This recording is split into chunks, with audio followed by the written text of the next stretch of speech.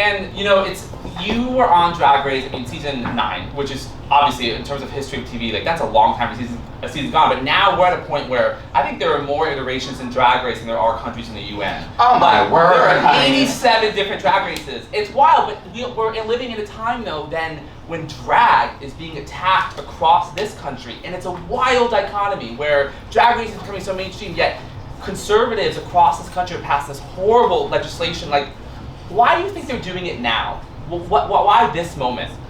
It's really difficult for me to kind of frame this in an easy way. But I mean, the quick answer is drag is extremely visible because it's everywhere. It's on everyone's television now, and it's extremely relatable. It has always been very relatable. I don't care where you come from, whether you're in the queer community or not. When you would see a drag performance for the first time, you instantly understand what's going on, and you have a certain feeling about it. And because drag is sort of very general as an art form, it can relate to obviously music and dance and like really straightforward performance, but also gender and sexuality and politics, depending on what they're actually performing.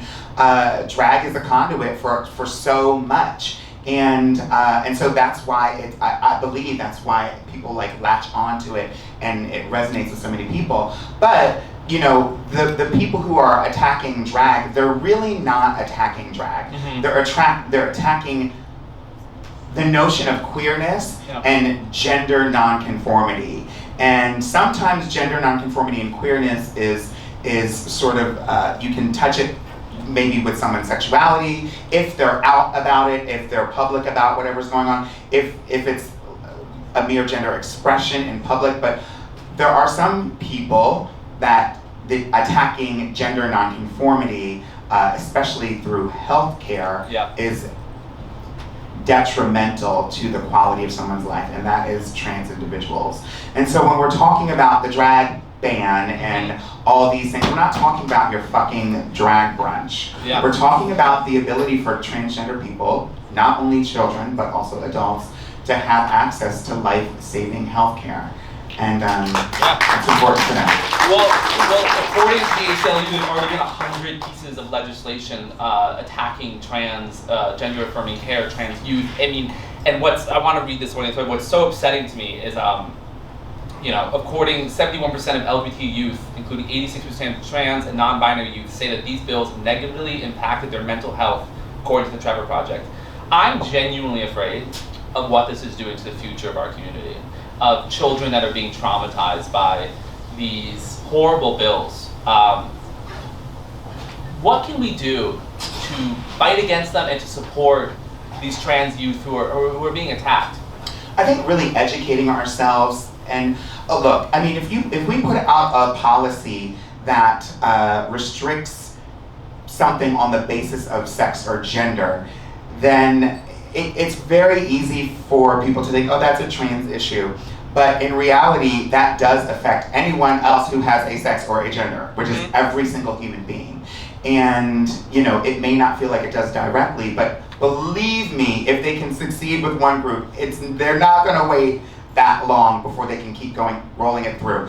That's why I believe there's a very easy connection and a line that you can draw between Roe v. Wade and the loss of bodily autonomy and trans healthcare, because those two things overlap.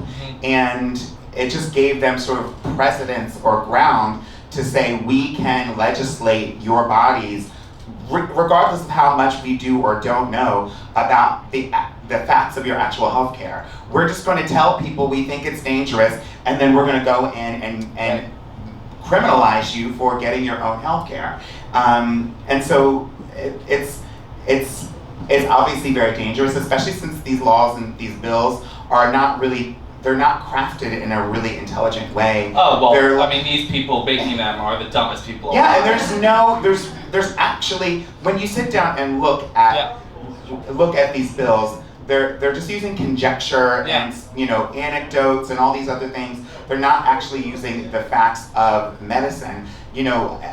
Trans medicine, they're saying that it's new, but the truth is that it's not that new. I mean, had we not had, had Hitler had not come through and destroyed all of the trans affirming research that had been, created and established in the Weimar era, which is a completely different conversation, then we would still have, we would have had, there were trans surgeries happening. I mean, we all saw The Danish Girl, where another cisgender heterosexual white man won an award for playing a trans woman.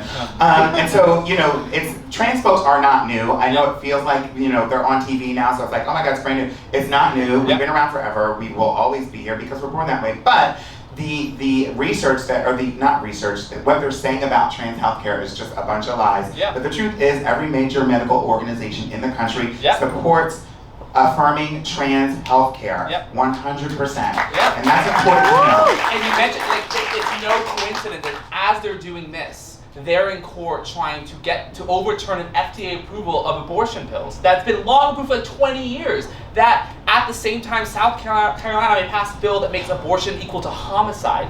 At the same time that they're banning gender-affirming care. It's all about the control over bodies. And we're getting attacked. I feel like we're getting attacked on all sides. I get overwhelmed. Well, I do want to say one thing. It hits us at our core because it feels like it's an attack on our bodies, and it is. But I do think down the line, ultimately what it is, because most of these bills and laws and policies have a criminalizing component to them. And so it really is about disenfranchising people, whether you're LGBT, whether you're a woman, however you identify, whether you're a person of color, and living your life, going to school, taking a class, taking a pill for your own sexual and reproductive health. Whatever it is that they're criminalizing those things, and the doctors and everyone else that supports those things, so that anyone with that, what they're calling ideology, or anyone who has this progressive state of mind, will eventually be criminalized and lose the ability to vote. Right. Oh, that's disenfranchisement. I mean, that is what they always are going after. I mean, it really does come back to our democracy. And Chase Stranger was on the show, and we talked about the rise of dictators and authoritarianism, and it is like they go after the control of bodies because then they disenfranchise you.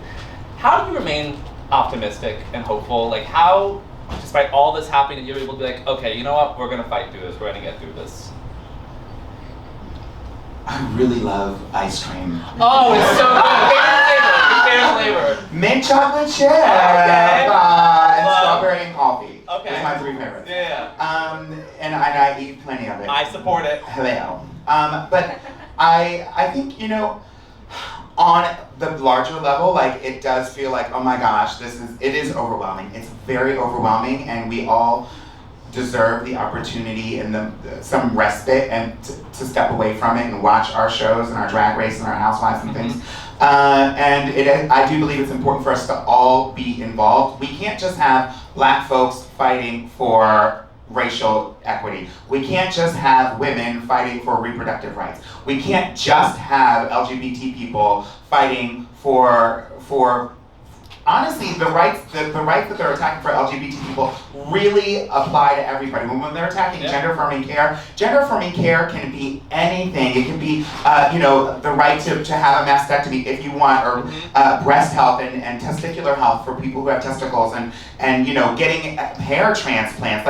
Gender-affirming care is anything that makes you feel better in your body as a human being. And that's really important to know. So when they attack those things, they're attacking all of us. But what they're doing is they're saying, we're going to take it out for the people that you don't think are like you, so that before you know it, you don't have it either. And so that is overwhelming, and I get it. But the thing that really does make me feel good is, again, pick it up. The